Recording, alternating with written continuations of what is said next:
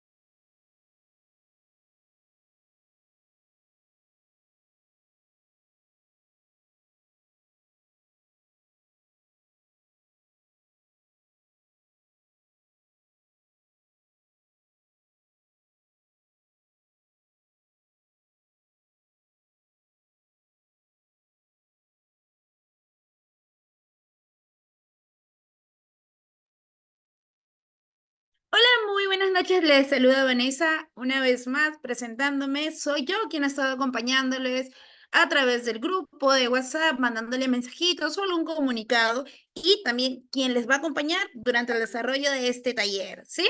Darles la bienvenida una vez más y comenzamos.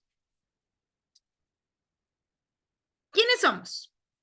Somos un instituto educativo que brinda una formación integral en nuestros diplomados de calidad a profesionales del rubro educativo, psicológico y también médico, ¿bien?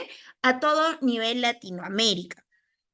Actualmente muchos ya nos conocen por nuestras redes sociales y los que no, pues los invito a seguirnos en Latam Oficial con más de 12,000 seguidores actualmente. Estos son los diplomados que brindamos dentro de la plataforma Latam. Vamos a escuchar un pequeño testimonio.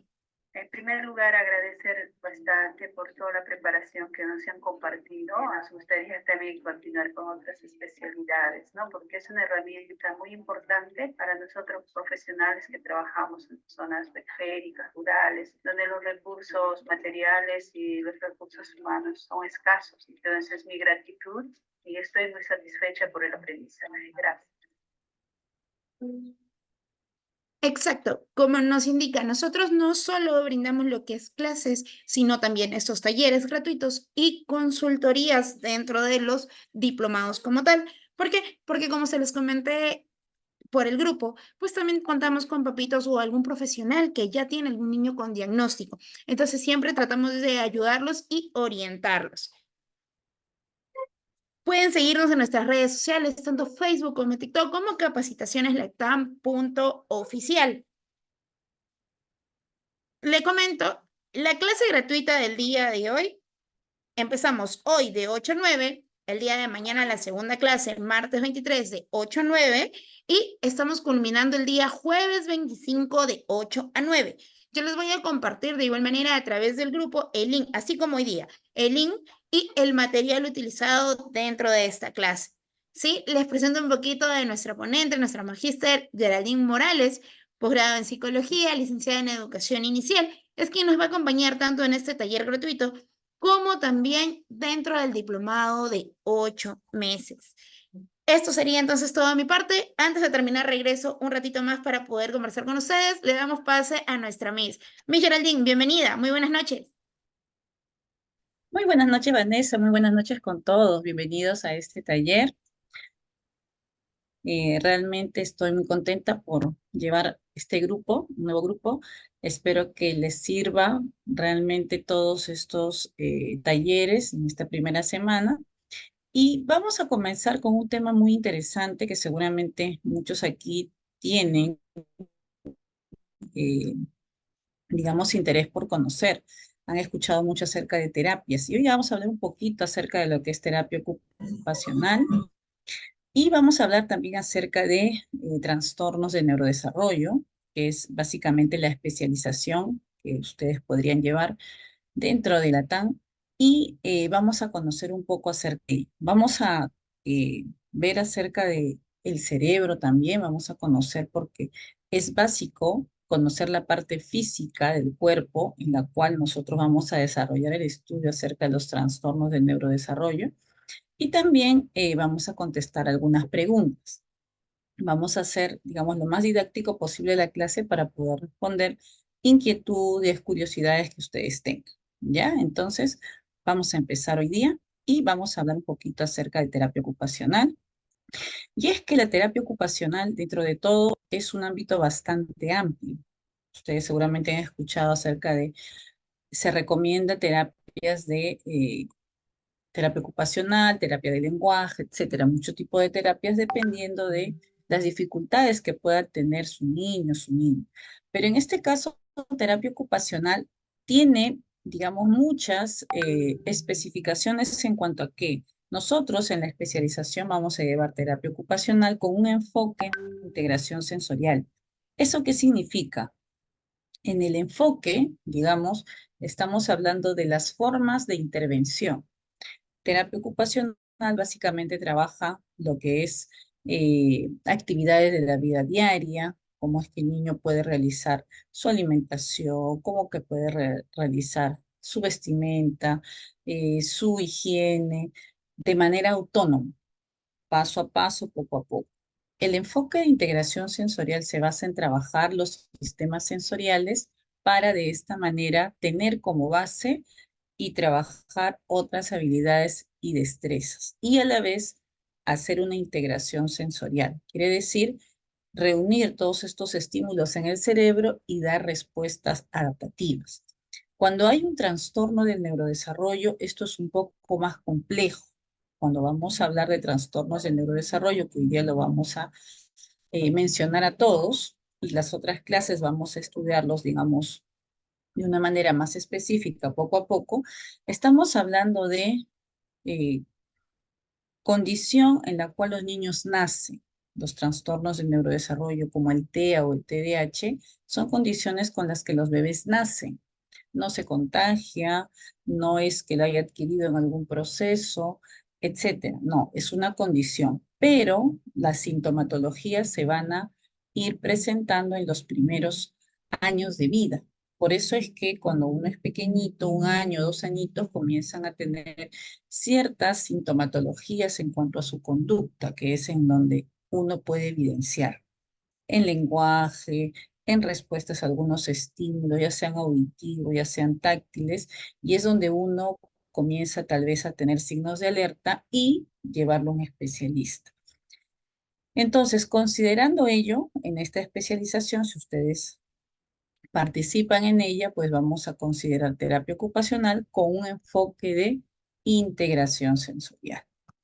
Pero hoy día vamos a hablar básicamente de la parte física, porque es importante conocer lo que nosotros vamos a estudiar, en este caso el cerebro. Cuando un niño nace, básicamente ya está, digamos, todo formado. Lo que pasa después del nacimiento es todo un proceso de crecimiento, maduración. Entonces, ya el trastorno del neurodesarrollo, si es que un niño o una niña lo tiene, es porque ya se generó desde el vientre materno. Esto aproximadamente en el primer mes de gestación.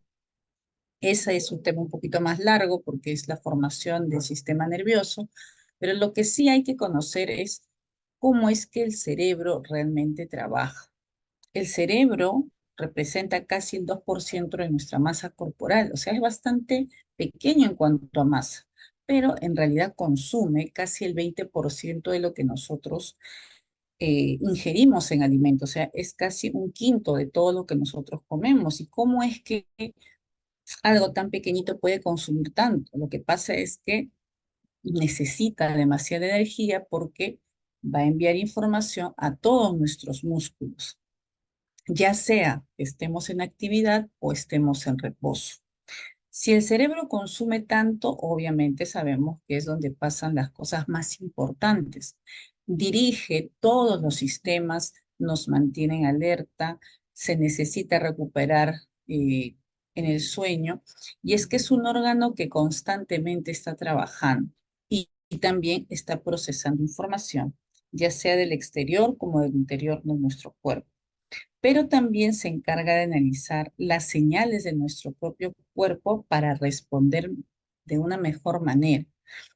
Cuando un niño presenta trastornos del neurodesarrollo, comienza a tener conductas desadaptativas. Uno podría tocar su manito, podría decir vamos a jugar, podría decirle que queremos comer esto, y el niño o la niña grita, llora, se va, se tira al suelo, y son conductas que no esperamos como respuesta. ¿Por qué? Porque el estímulo no es para ello. Es como cuando un niñito agarra a su amiguito y le dice vamos a jugar, y el niño viene y lo empuja, ¿no? Y no es una respuesta que espera, pero en este caso los van a tener. ¿Por qué? Porque no integra de una manera adecuada ese estímulo. Y es ahí donde tenemos la dificultad en el caso de trastornos del neurodesarrollo. ¿Por qué? Los sistemas sensoriales no es que tengan algún problema, sino que es a la hora de integrarlos. ¿Y dónde se integra esto? En el cerebro. El cerebro es el órgano donde van a tener las sensaciones. Recordemos que gracias al cerebro nosotros sentimos. Nuestros sistemas sensoriales son los captadores de estímulos y transformadores de impulsos nerviosos que van a llevar al cerebro para que estos los identifique, los reconozca y los integre. Entonces, el problema no son los sistemas sensoriales, sino es cómo es que capta la información el cerebro para que éste dé una respuesta adaptativa. Conocer el cerebro es básico. ¿En base a qué? Nosotros tenemos que saber que nuestro cerebro, por un lado, ocupa un espacio bastante pequeño dentro del cráneo. El cráneo, más o menos, por su volumen, debería albergar un tamaño de más o menos 1,350 kg, pero en realidad nuestro cerebro es bastante grande. Pero ¿qué pasa? Al unirlo como si estuviera como un papel, ¿no? Digamos, envuelto, se queda ahí porque lo que hace el cerebro es optimizar el espacio durante este desarrollo, y el tejido cerebral utiliza de forma eficiente la limitada capacidad del interior del cráneo. ¿Para qué? Como ustedes se dan cuenta, cuando un niño crece, todo comienza a crecer en base a sus brazos, sus piernas, el tronco, pero la cabeza no va en relación con ello. ¿Por qué? Porque el cerebro tiene que adaptarse. El cerebro es parte importante de toda la formación de nuestro cuerpo y también de organización. Entonces, trabajar en base al enfoque de integración sensorial es importante porque va a tener información acerca de cómo es que llegan sus estímulos y cómo es que el cerebro responde. Nuestros niños, desde que nacen, comienzan a tener una serie de estímulos: cuando papá le habla, cuando mamá le habla, cuando agarra su sonajita, cuando está comenzando a gatear, a caminar. Comienza a tener una serie de estímulos que van a llegar al cerebro.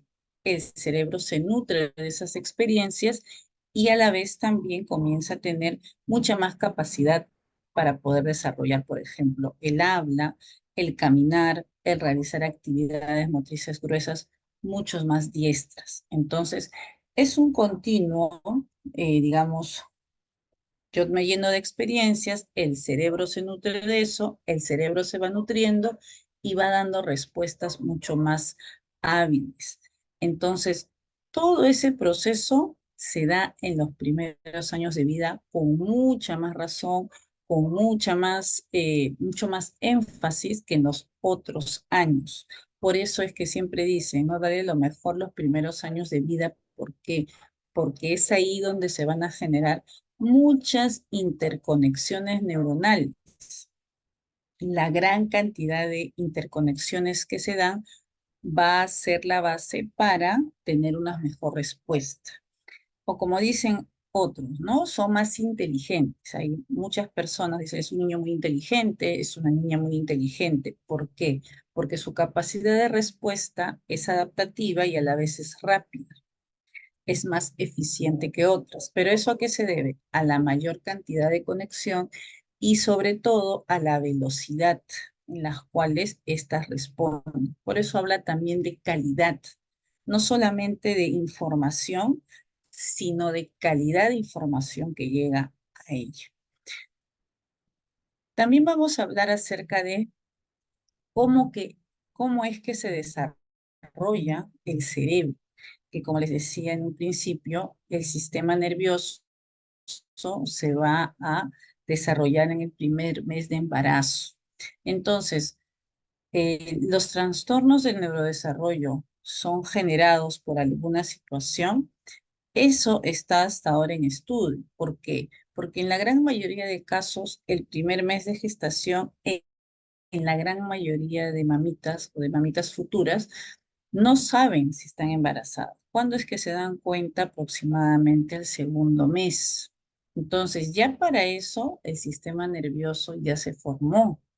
Ahora, no es que haya pasado algo, todo depende de muchos factores, que en la especialización también se va a conocer. Pero alrededor de los 5 meses de embarazo aproximadamente, las neuronas comienzan sus primeras conexiones y ya a los 7 meses ya hay conexiones en todo el cerebro. Y estas aumentan de manera bastante grande a lo largo del primer año de nacido. Por eso es que es importante en el primer año darle estimulación. Y cuando hablan de estimulación sensorial es de manera general. Cuando hablamos de estimulación no es necesario, entre comillas, pues llevarlo a un centro. Es en casa estimularlo, hablarle, que interactúe con su entorno, que juegue. Todo eso estimula el cerebro de pequeño. Y a partir del primer año de nacido, nuestro cerebro empieza a seleccionar con qué conexiones se quiere quedar. ¿Por qué? Porque el cerebro es bastante práctico. El cerebro tiene un espacio reducido y necesita utilizarlo de forma eficiente. Quiere decir, ¿no? La gran mayoría de los seres humanos somos capaces de saber qué es lo que necesitamos y qué no necesitamos. Obviamente, si no lo necesitamos, ¿para qué lo voy a tener o para qué lo voy a guardar? Lo puedo regalar, lo puedo vender, etcétera. Y me quedo con lo que necesito. Es la practicidad. El cerebro hace lo mismo. Si no utilizamos los conocimientos, los aprendizajes que normalmente adquirimos, pues simplemente se desecha. Por eso es que la gran mayoría de nosotros recordamos lo último, ¿no? Y por ejemplo, de la infancia o de nuestros primeros años de vida, recordamos lo más resaltante y significativo. Seguramente más nadie recuerda cómo nació. ¿Por qué? Uno, que es un evento bastante traumático, el nacimiento, y aparte que en ese momento no hay lenguaje. Es una de las habilidades que se necesita para la memoria. Entonces, es importante conocer cómo es que el cerebro procesa toda esta información y a la vez también cómo se realizan las interconexiones. El cuidado de una mamita, de una persona embarazada, pues es bastante importante en cuanto a alimentación, estimulación, estado emocional, porque todo eso va a influir en el proceso de desarrollo, así como el prenatal y después del primer año. Y el cerebro, por ello es que es importante saber en qué momento se forma. Hemos dicho que es en el primer mes de embarazo y en una semana en específico. Pero para que esta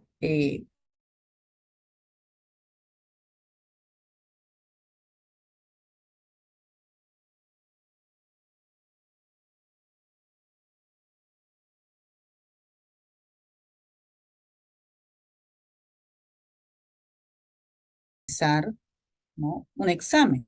La otra persona también, pero una lo hace en 10 minutos y la otra hace en 1 hora. Las dos responden, pero ¿cuál va a ser más eficiente? Obviamente la que responda bien y tal vez la que lo haga en menos tiempo. Entonces, eso tiene que confluir a la hora de dar respuestas adaptativas. Nosotros, por ejemplo, en una comunicación, en un diálogo, podemos conversar, ¿no? Ustedes me pueden preguntar algo y yo me quedo 1 minuto, 2 minutos escuchando y no respondo. Y puedo responder de acá a 5 minutos. No sería tan eficiente. Sí voy a responder, pero me voy a demorar. Entonces, la capacidad de ser eficiente está muy relacionado con conductas adaptativas, pero a la vez eficientes en cuanto al tiempo. Ahí es donde uno dice, pues es un inteligente, es una niña inteligente.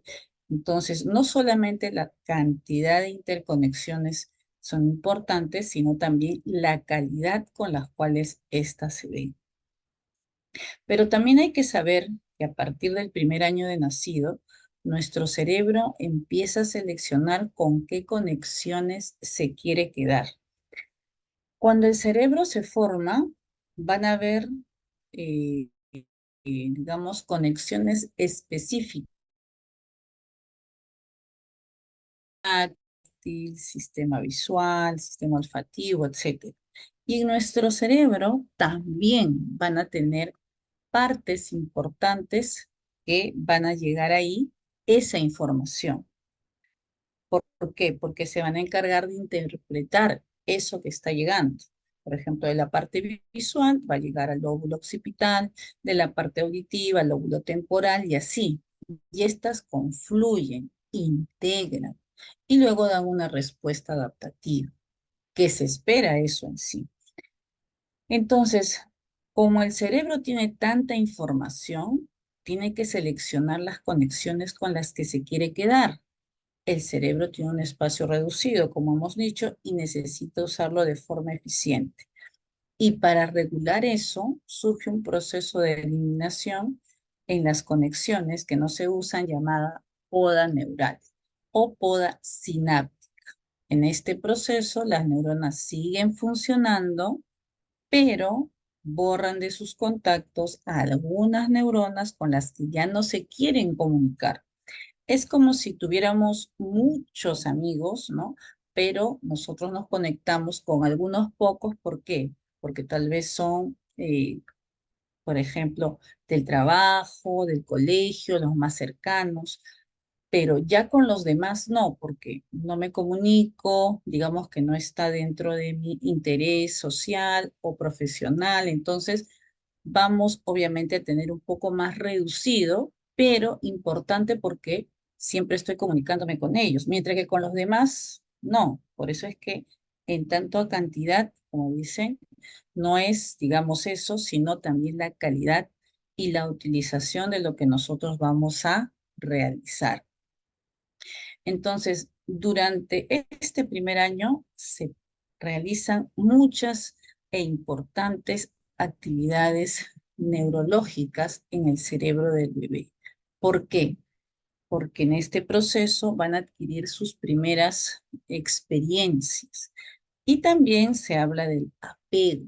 Ustedes seguramente han escuchado acerca del apego, pero en este caso vamos a hablar un poco acerca del apego positivo, porque también hay otros tipos de apego, ¿no? Que ahora también se generan porque a veces las personas importantes de los niños que tienen que estar, tienen que realizar otras actividades y están a cargo de otros familiares. Entonces, hay que tener en cuenta que eso también es primordial para la confianza y la seguridad que tenga el niño para realizar otras actividades que va a desempeñar, por ejemplo, en el colegio. Ahí es donde el niño va a desarrollar todas sus habilidades, o por lo menos va a presentar muchas de ellas, pero ¿qué hace que él o ella generen esto? Uno cuando realiza algo, por ejemplo, sabe tal vez cómo lo va a hacer, pero si yo no tengo seguridad y confianza, iré, digamos, con mucho miedo, timidez, muy introvertida tal vez, y no sabría cómo responder lo que me salga, entre comillas, pero por lo menos intento realizar la actividad. Los niños necesitan esa seguridad y confianza para realizar más actividades, para que cuando la docente esté con ellos, tenga la oportunidad de realizarlo o invitarlo a que lo logre. Entonces, es importante, sobre todo durante esta primera etapa, ver cómo es que se desenvuelven, darle lo mejor a los niños, sobre todo por este proceso neurológico. Muy bien, y dentro de ello nosotros vamos a hablar también acerca de alteraciones sensoriales. ¿Qué es una alteración? No, el apego es un proceso emocional, contacto piel a piel que el niño o el bebé desde muy pequeñito necesita para realizar actividades o para realizar conductas en las cuales se llenen de experiencias. El apego es algo natural del ser humano. Cuando el bebé nace, se une con la mamá, piel a piel, y esa interconexión, ese contacto, sobre todo con la mamá, hace que los niños generen emociones positivas en la gran mayoría de los casos. Le da confianza, le da seguridad, aparte que también hay alimentación que es parte del proceso de la vida. Entonces, el niño y la niña crecen en base a eso. El apego es importante en esa interconexión. A eso le llamamos apego. Gracias por su pregunta. Y aquí iba a las alteraciones sensoriales. Cuando nosotros hablamos de alteraciones sensoriales, cuando hablamos de alteración, es una agitación, es un cambio, es una variación de una cosa respecto a su estado normal o a un orden establecido. Es un cambio, es una variación. Cuando nosotros hablamos de igualmente trastornos del neurodesarrollo, vamos a hablar de una condición. No es nada físico, no es que le falte una parte del cerebro, no es que sea más grande, no es que sea más chico, salvo que haya esos casos que sí permitan decir, a razón de esto tiene o presenta estas condiciones, pero esos ya no son trastornos del neurodesarrollo, esos ya son de la parte física y se evidencia. Eso también se va a conocer en la especialización. Dentro de la parte sensorial, obviamente hablamos que es relativo a los órganos de los sentidos. Entonces, cuando unimos estos dos conceptos, hablamos de una disfunción del procesamiento sensorial. Es un trastorno complejo del cerebro que afecta la forma en la que la persona organiza e integra los distintos sentidos. Los 5 comúnmente conocidos como el gusto, el olfato, la vista, el oído y tacto, así como el sentido propioceptivo, que está relacionado con los músculos, las articulaciones y el sentido vestibular en base al movimiento, lo que hace es pues relacionar este proceso en base a por qué hace que los niños respondan de esa manera, sobre todo cuando presentan un trastorno del neurodesarrollo. Porque en la gran mayoría de los casos, los trastornos del neurodesarrollo tienen su base en el sistema nervioso. Es la formación del sistema nervioso que hace que los niños respondan de esa manera. Cuando se forma el sistema nervioso, algo ha pasado que hace que estas interconexiones a la hora de integrarse no lo hagan de una manera adecuada, por eso se llaman alteraciones, y respondan de una manera desadaptativa. Entonces, cuando nosotros veamos, digamos, los conceptos acerca de qué cosa es un TDAH, un TEA, un trastorno intelectual, un trastorno específico del aprendizaje, etcétera, vamos a ver que todos tienen como base inicio de la parte de la formación, los primeros estadios de formación en cuanto al sistema nervioso. Por eso es que hablamos de trastorno del neurodesarrollo, cuando se están desarrollando, valga la redundancia. Y aquí seguramente ustedes habrán leído propioceptivo, vestibular, que no se conocen mucho, pero que son sistemas sensoriales importantes para desarrollar los otros sistemas. En esta especialización vamos a conocer muy bien cuáles son estos dos sistemas importantes bases, junto con el sistema táctil, que también es uno de los sistemas que necesitamos estimular para poder generar una mejor respuesta adaptativa. Y cuando hablamos, como les decía, trastornos del neurodesarrollo, son un conjunto de dificultades cognitivas que afectan la maduración neurológica normal de los niños y las niñas a distintos niveles. Esto hace que se genere, por ejemplo, alteraciones o retrasos en el aprendizaje, en el crecimiento de habilidades y del tipo motor comunicacionales y sociales. Un componente común a todos los trastornos del neurodesarrollo es la alteración de la formación y el desarrollo a nivel neuronal. Y esto afecta la funcionalidad del sistema nervioso. Esta alteración repercute en la adquisición de conocimientos y en la adaptación con el ambiente. Su inicio aparece en la infancia, o sea, la presentación de la sintomatología.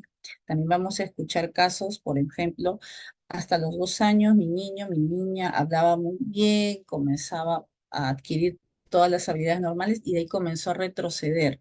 Dejó de hablar, ya no me miraba, poco a poco comenzó a reunirse de otras personas. Es que en ese proceso es donde él o ella van a presentar esta sintomatología. Ya se está expresando. No es que haya pasado algo que haya hecho que él o ella retroceda, porque como les decía, es una condición. Ya han nacido con este trastorno del neurodesarrollo, solo que la sintomatología se presenta en los primeros años de vida. Por eso es que dicen que esta aparece en la infancia o en la etapa prenatal. La expresión de la sintomatología es observable a lo largo de este periodo de desarrollo y aproximadamente los primeros 20 años de vida, porque en algunos casos, por lo menos hasta los 8 años aproximadamente, comienzan a haber también eh, diagnósticos, pero en algunos casos como son bastante leves, entonces a veces hay confusión, a veces hay un poco de negación también ante de ciertas conductas, pero que lo importante es la intervención oportuna, porque cuando hay atención oportuna o temprana, estas sintomatologías de alguna manera pueden revertirse o aminorarse en cuanto a su disfuncionalidad. El TEA se presenta más en niños y el TDAH en niñas, es verdad. En los dos casos, en la gran mayoría se presenta más en los niños. En las niñas, no mucho. En los dos casos. Esa es, sigamos, las estadísticas, ¿no? Porque en el caso de los niños, ¿no? De los hombrecitos, eh, los procesos de desarrollo, cuando hay, digamos, estas cargas genéticas, ¿no? XX, XY, también en las expresiones, por los cuales las características, digamos, de los niños es más dinámica en comparación con la de las niñas, que su proceso es mucho más emocional. No digo que no haya niñas con TEA, niños con TEA, pero es a veces un poco más complejo. ¿Por qué? Porque en el caso de las niñas, la parte de la comunicación es mucho más, digamos, natural, entre comillas, que la de un niño. En el niño es más dinamismo. Recuerdo haber leído el año pasado eh, un artículo acerca de una niña chilena, una jovencita ya, que recién a los 18 años le habían diagnosticado que tenía TEA, pero una niña con altas capacidades. ¿Qué quiere decir? Era una niña muy inteligente, era mucho más del promedio normal, pero tenía TEA. Y el TEA recién le diagnosticaron a raíz de problemas, digamos, emocionales. Y ella, digamos, dentro de sus altas capacidades, explicaba que cuando era niña, ella hablaba de otra forma. Ella quería hacer otras cosas, pero su alta capacidad hacía que ella se diera cuenta que las personas esperaban otras cosas de ella. Entonces ella modulaba su voz para parecer digamos, una voz adecuada, normal, imitando a las personas. Asimismo, también su conducta. Observaba muy bien cómo es que agarraban las cosas, se desarrollaban, etcétera. Entonces, ella prácticamente imitó mucho, pero esto gracias a su capacidad, su alta capacidad cognitiva, ¿no? Y obviamente el realizar muchas actividades cognitivas de aprendizaje, con mucha más razón, ¿no? Hacía que ella, digamos, no se percatasen del TEA. ¿Cuándo es que se percatan? Cuando ella ya crece y obviamente en el periodo de la adolescencia y ya comienza a ser una jovencita, y hay otro proceso cognitivo que es mucho más madurativo, emocional, y obviamente que se daba cuenta que hay algunas cosas que ella no quería hacer y que se obligaba a hacer, y algunas que sí quería pero que no debía, por ejemplo el aleteo, el mover las manos. Ella quería hacer eso, pero no lo hacía, pero cuando lo hacía, ella se sentía muy bien, se tranquilizaba.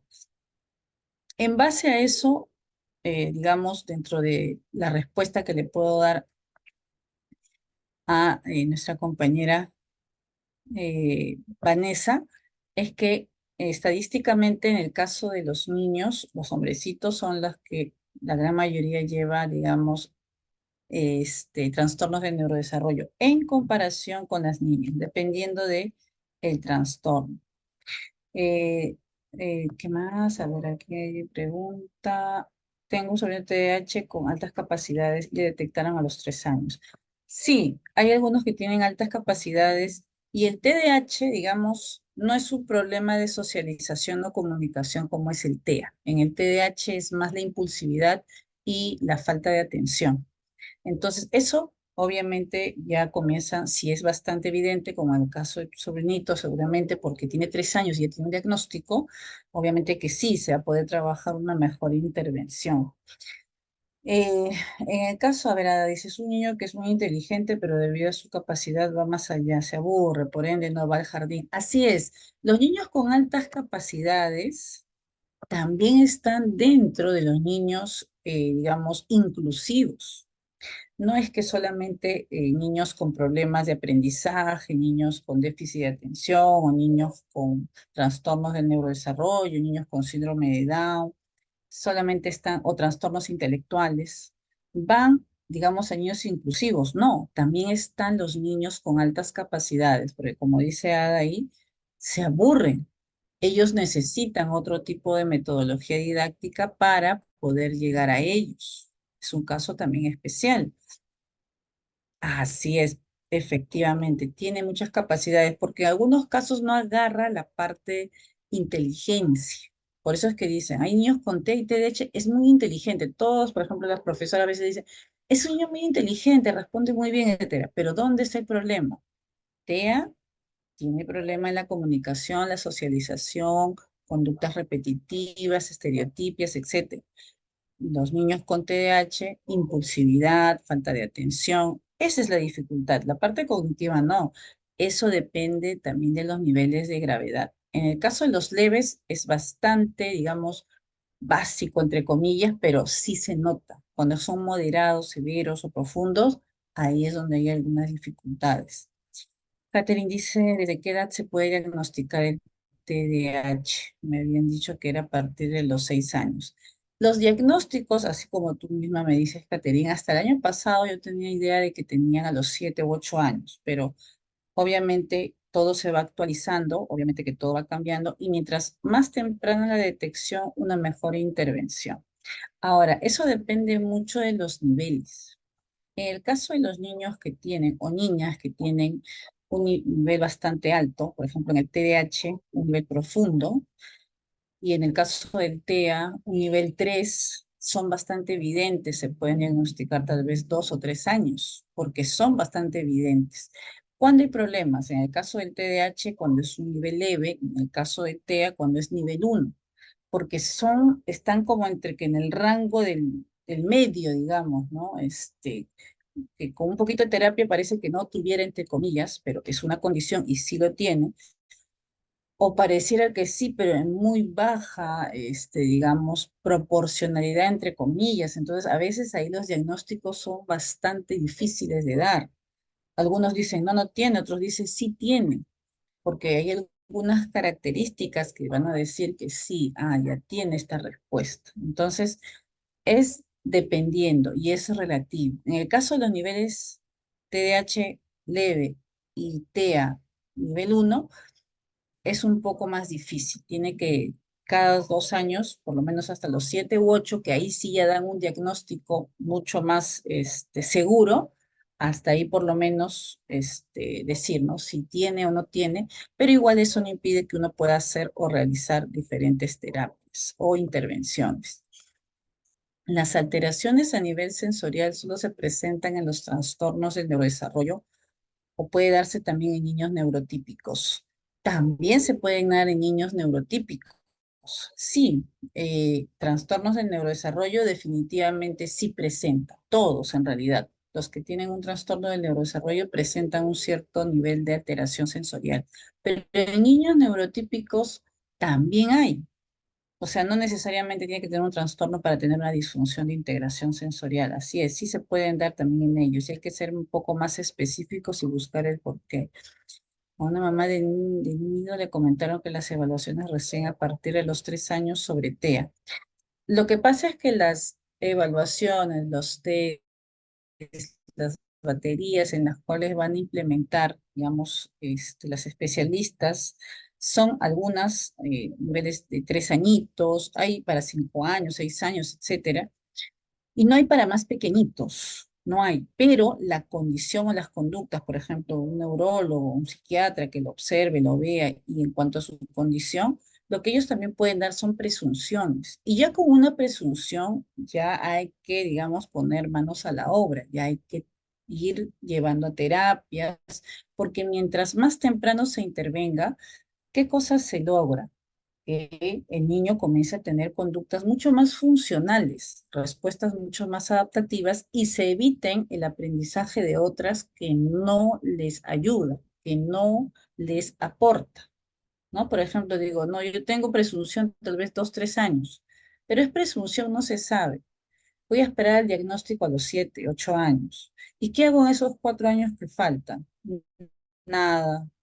Obviamente el niño va a seguir creciendo, se desarrolla y comienzan a presentarse las conductas desadaptativas. Si no intervengo, si no estimulo, si no, digamos, voy a terapia, pues estas se van a quedar. Cuando ya tenga mi diagnóstico, ¿qué es lo que voy a tener que hacer? Trabajar en base a eso, voy a tener que retirar lo que no debió o no se debió, digamos, aprender y tengo que reforzar lo que sí. Entonces hay un doble trabajo, doble tiempo, tal vez más gasto de dinero. Entonces es importante. Si yo tengo presunción, definitivamente ya ir trabajando desde ahí. ¿Qué pasaría si no se trata o no se da ninguna terapia de los niños con TEA o TDAH? Desgraciadamente, si no hay una intervención, pues lastimosamente, pues el niño continúa con estas conductas desadaptativas y estas van a interferir en su aprendizaje. Y eso sí es, digamos, peligroso. ¿Por qué? Porque todo lo que nosotros hacemos es en base a lo que hemos aprendido, a nuestras experiencias. Como yo sé que esto es frío, esto es caliente, esto tiene cierta textura, esto pesa, esto no pesa, en base a mis sistemas sensoriales. Entonces, yo voy a, digamos, a relacionarme con las personas y con mi entorno en base a eso, a mis conocimientos. Pero si eso que hace que adquiera yo mis conocimientos no está regulado, obviamente no voy a aprender de una manera adecuada y mis respuestas van a ser desadaptativas. Y estas pueden hacer que respondan, digamos, en muchos de mis aspectos mal, familiar, profesional, educativo, social, etcétera. Entonces, a eso no queremos llegar. Buscar la funcionalidad, buscar respuestas adaptativas, ¿no? Los jovencitos normalmente ya cuando llevan terapias, están en tratamiento, etcétera, de adolescentes saben su condición. Y dicen, ¿no? Yo tengo TEA, tengo TDAH, ¿no? Ya de adultos también algunos dicen, sí, yo soy TDAH, dicen, ¿no? Y se nota, ¿no? Pero sí saben de alguna manera responder de manera más funcional. ¿Por qué? Porque se han ayudado a través de terapias, etcétera. Entonces, es importante. Y eso es lo que podría pasar si es que no hay una intervención. Gracias por tu pregunta. Mi hijo tiene autismo nivel 1, fronterizo al 2, según su informe, pero tiene TDAH. Se aburre, hace todo rápido, es muy marcado en sus actividades y si algo no le sale bien, entra en crisis. Así es, Doris. Ahí hay definitivamente disfuncionalidad sensorial. Obviamente para el autismo hay una terapia que se llama modificación de conducta, que es una de las más importantes dentro de todo para la intervención. Pero si presentan comorbilidades, ¿no? TDAH, si también tiene esta, digamos, comorbilidad, porque pueden haber dos, puede tener un niño T y TDAH, sí, definitivamente necesita estimulación a nivel sensorial para que integre de una manera adecuada. Ahí, por ejemplo, se trabajaría sistema táctil, sistema propioceptivo y sistema vestibular. Es importante la intervención en esos tres sistemas para que él tenga un poco más de relajación, que es lo que necesitamos al sistema nervioso, y cuando ya uno está más tranquilo, digamos, sus respuestas sean mejores, más moduladas, más equilibradas. Sí, y la respuesta de una crisis es porque no sabe autocontrolarse. Y eso no solamente a veces se ve en niños con trastornos de neurodesarrollo, sino en niños típicos. Y es una de las características también en niños pequeños, ¿no? La intolerancia a la frustración es algo que es normal, entre comillas, pero que se va aprendiendo a través de las experiencias, a través de cómo los papás también aborden esta parte del proceso de adquisición de una mejor respuesta ante conductas que ellos no quieren realizar o que quieren hacer y que no le dejan. Dice, es una niña que cuando se emociona aletea y en otras ocasiones presiona su mano. Claro, sí. ¿Por qué?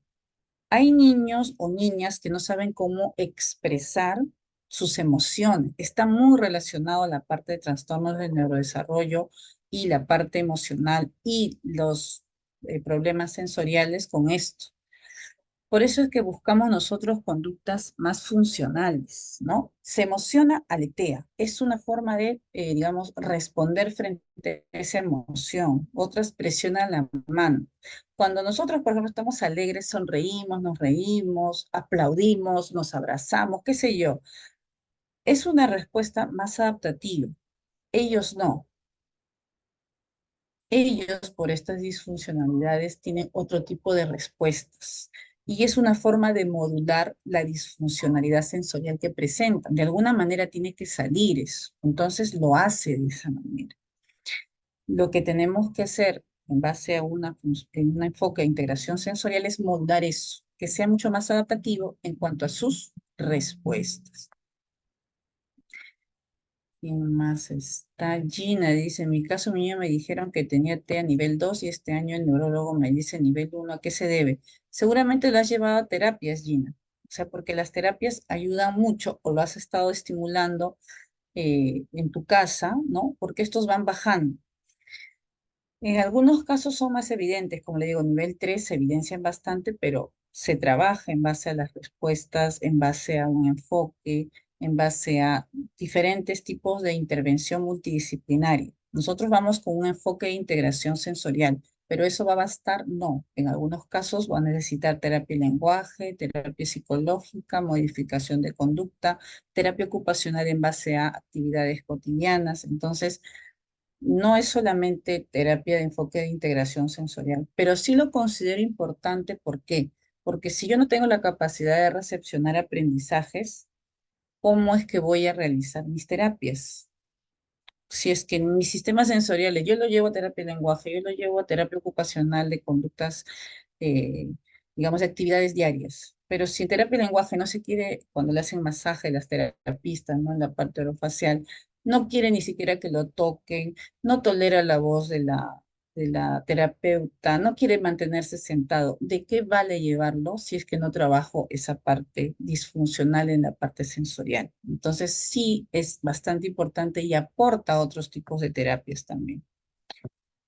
¿Qué es un trastorno de neurodesarrollo no especificado? Ese trastorno es cuando nosotros veamos, por ejemplo, en la especialización, me parece que es la cuarta clase del primer módulo, vamos a hablar de trastorno.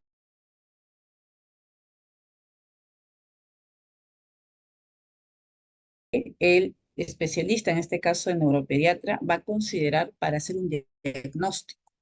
Por ejemplo, si a mí me dicen, es un niño que no habla, ¿no? Y que no enfoca mirada, ya, pero comprende lo que les dices, juega con otros niños, sí, juega con otros niños, y cómo está en la parte intelectual.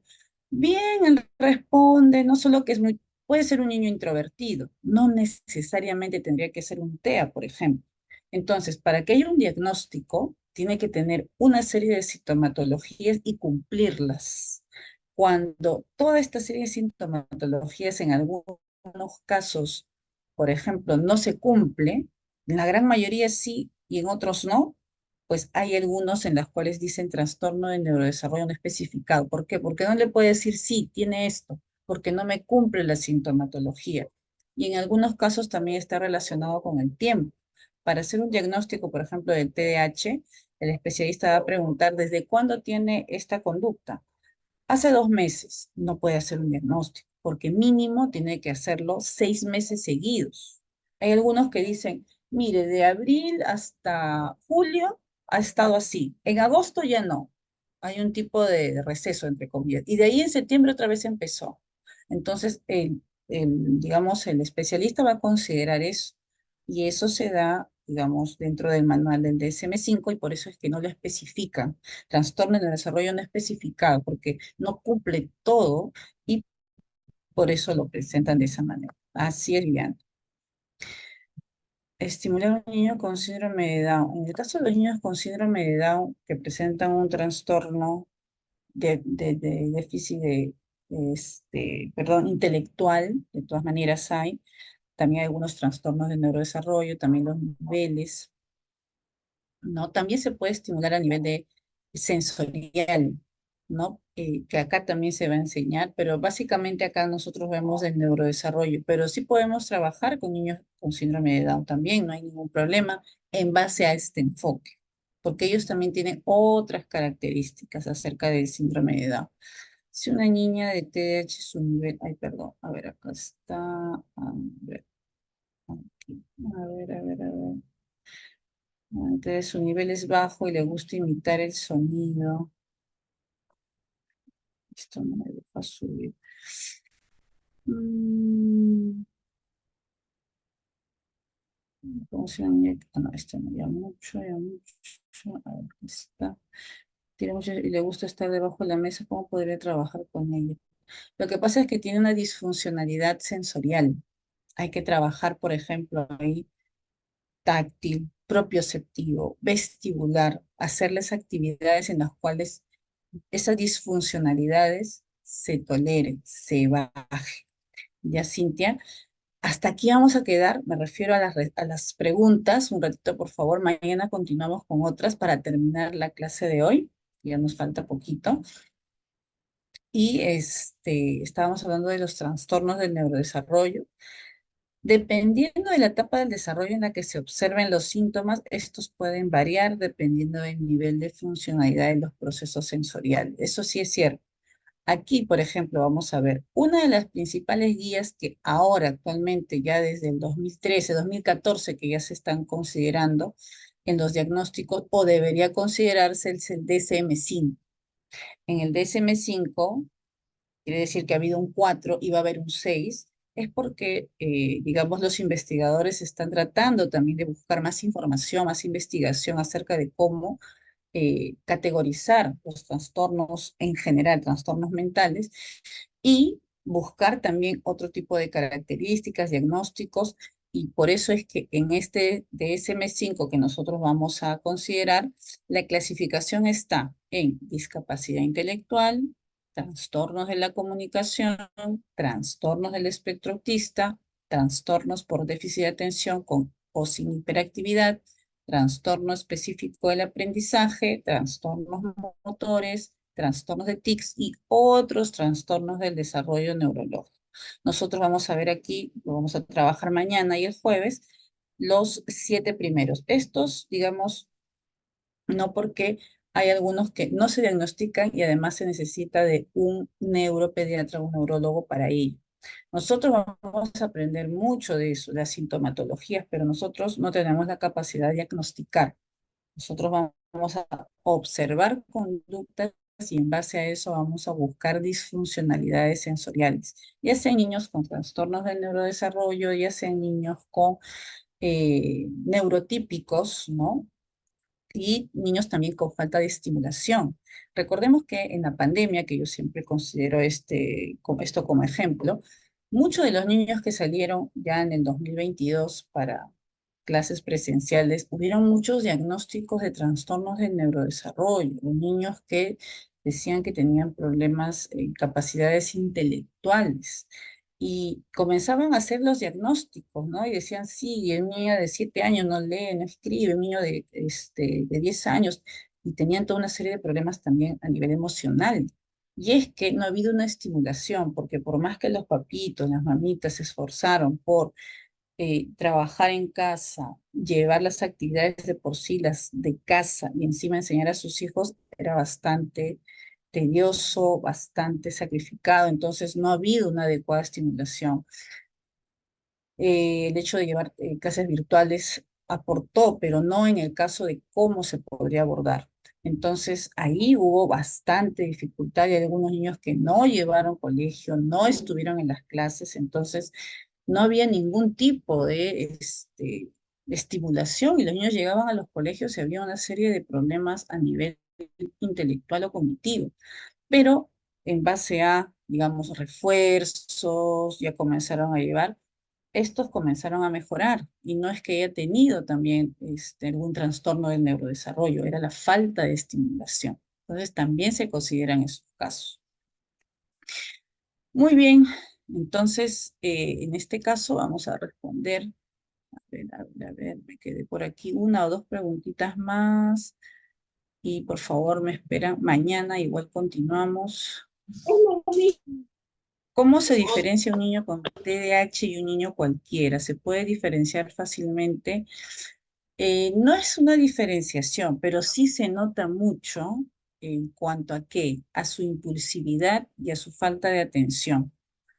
Son bastante inteligentes en la gran mayoría de los casos de los TDAH que tienen nivel 1.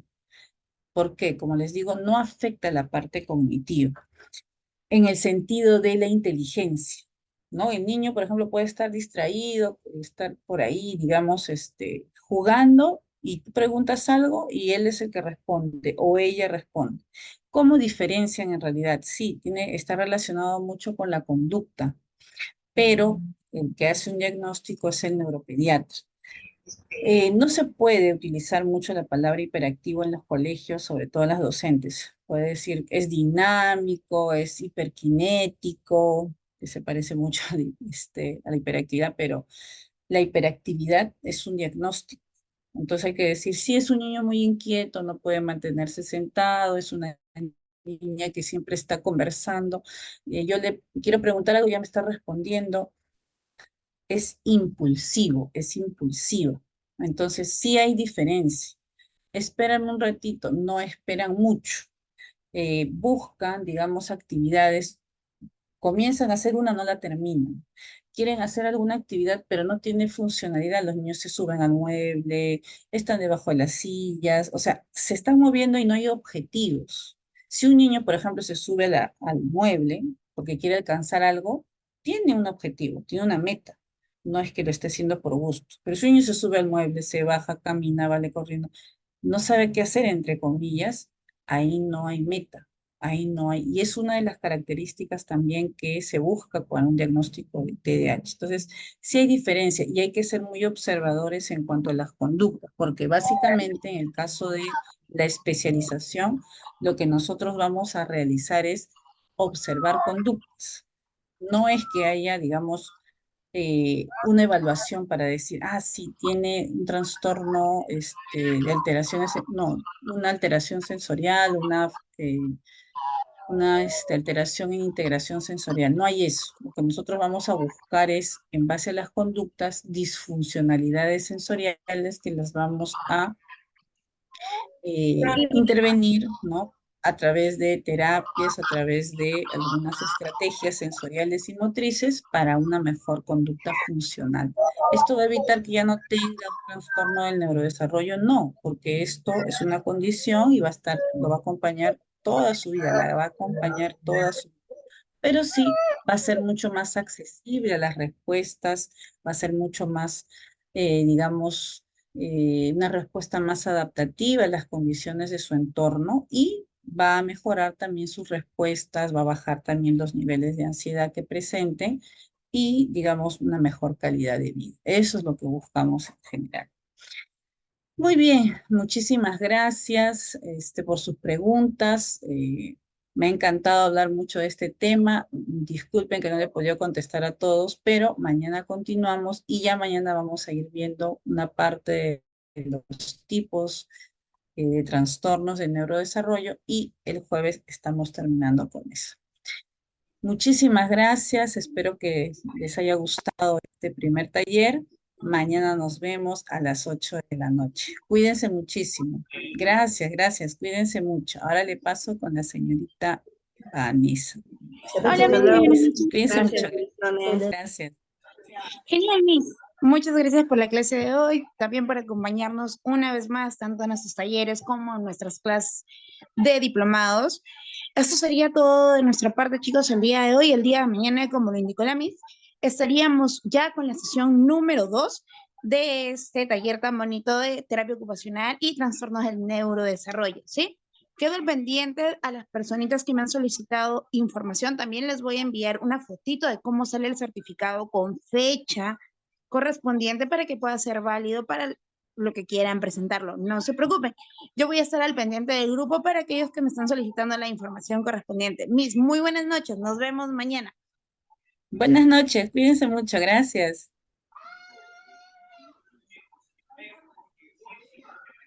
Buenas noches, gracias. Lizzy, para poder agregarte, porfa, escríbeme mi número, lo voy a poner en el grupo.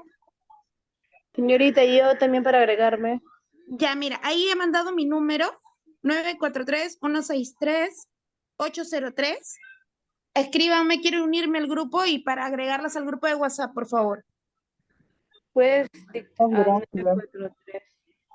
Sí, Una ahí lo mandé. pregunta, ¿el pago de certificado es por las 3 clases o cada una?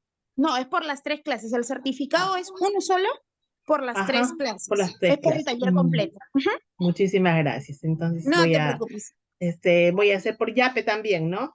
Sí, tenemos Yape, no te preocupes. Ahorita yo te Ok. voy a volver a mandar el mensajito para que puedan ver cuál es mi número y ahí me contactan para poderlos ayudar, ¿sí? Ya nos quedan Ok. pocas chances, chicas, pueden ir separando su Gracias. Señorita, Gracias. ¿cuánto está? ¿Cuánto está? su certificado con 20 soles. Señorita, ¿cuánto está Se la incluye inscripción? envío físico, digital No se escuchó y el la costo. grabación de estos 3 clases más el material que la ponente ha compartido el día de hoy. ¿Ahí me escucha? ¿Cuánto es el Ahora sí, costo, señorita? Disculpe. creo que hay un poquito de interferencia en el internet.